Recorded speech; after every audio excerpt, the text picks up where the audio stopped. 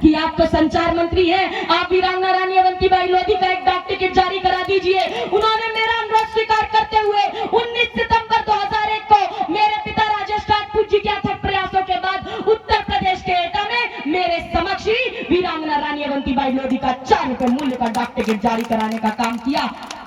आपकी बेटी साधना भारती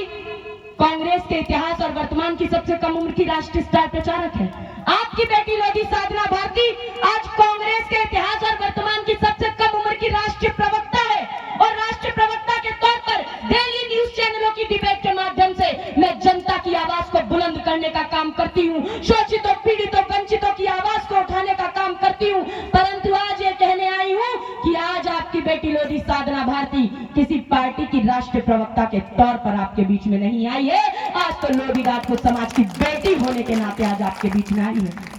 और आज आपसे सीधी बात करने आई है। मैं कांग्रेस पार्टी में हूं तो मैंने उसके नाते जो भी मेरे कर्तव्य थे मैंने निभाने का काम किया। जहां जहां कांग्रेस की शासन में कांग्रेस के मुख्यमंत्री थे, कांग्रेस की सरकारें थी, मैंने अनुरोध किया और उन्होंने मेरी मांगे मानी। छत्तीसगढ़ के संबलपुर में 30 मार्च 2022 को आयोजित अमर शहीद वीरांगना रानी अवंतीबाई लोधी जी के बलिदान दिवस समारोह में उस समय पर संबलपुर में मैंने उस कार्यक्रम की मुख्य अध्यक्षता के तौर पर अध्यक्षता करते हुए उस कार्यक्रम के मुख्य अतिथि तत्कालीन भूपेश बघेल जी जो उस समय तत्कालीन मुख्यमंत्री से उनसे मैंने अनुरोध किया कि आप मुख्यमंत्री हैं, आप छत्तीसगढ़ की किसी एक जन कल्याणकारी योजना का नाम अमर शहीद वीरांगना रानी अवंतीबाई लोधी जी के नाम से रखने का काम कीजिए। और उन्होंने मेरा अनुरोध स्वीकार करते हुए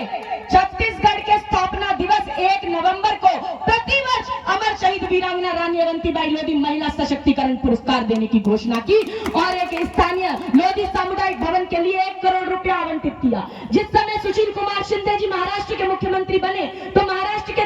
स्वजातीय समाज के कुछ सामाजिक बंधु मेरे पास आए, मेरे पिताजी के पास आए और उन्होंने कहा कि महाराष्ट्र के लोधी राजपूतों का नाम राज्य की ओबीसी की सूची में शामिल नहीं है। और उस समय मैंने आदरणीय सुशील कुमार शिंदे जी से अनुरोध किया कि आप महाराष्ट्र के लोधी राजपूतों का नाम महाराष्ट्र राज्य की ओबीसी की सूची में शामिल कराइए और उन्होंने भी मेरा अनुरोध स्वीकार किया और तत्काल प्रभाव से महाराष्ट्र के लोधी राजपूतों को राज्य की ओबीसी की सूची में शामिल कराया गया। मगर अफसोस है कि आज तक महाराष्ट्र का लोधी राजपूत समाज केंद्र की ओबीसी की सूची में शामिल नहीं हो पाया है, जिसके लिए आपकी बेटी साधना भारती ने 3 दिसंबर 2016 को नई दिल्ली के जंतर मंतर पर विशाल धरना प्रदर्शन किया, जिसमें महाराष्ट्र, मध्य प्रदेश, छत्तीसगढ़ सहित देश के कई राज्यों से हजारों की संख्या में स्वजातीय लोधी बंधु एकत्रित हुए और लोधी बंधुओं का एक प्रतिनिधि मंडल बनाकर उनके साथ साधना भारती ने महाराष्ट्र के लोधी राजपूत समाज को केंद्र की ओबीसी सूची में शामिल कराने का ज्ञापन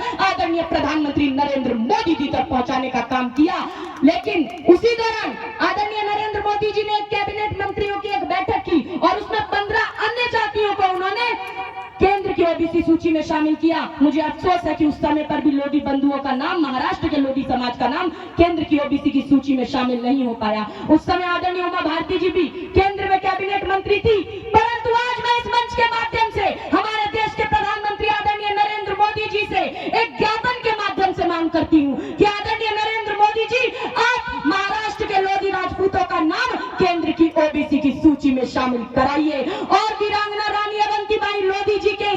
स्मृति में 100 रुपए का स्मारक सिक्का जारी कराने का काम करके दिखाइए। वीरांगना रानी अवंतीबाई लोधी जी की जन्मभूमि और कर्मभूमि के बीच बालाघाट जबलपुर ट्रैक पर चलने वाली किसी एक एक्सप्रेस ट्रेन का नाम अमर शहीद वीरांगना रानी अवंतीबाई लोधी एक्सप्रेस रखने का काम कराइए। वीरांगना रानी अवंतीबाई लोधी जी की जन्मभूमि और कर्मभूमि बालाघाट या जबलपुर किसी भी एक रेलवे स्टेशन का नाम अमर शहीद वीरांगना रानी अवंतीबाई रेलवे स्टेशन रखवाने का काम कराइए। सर्व समाज की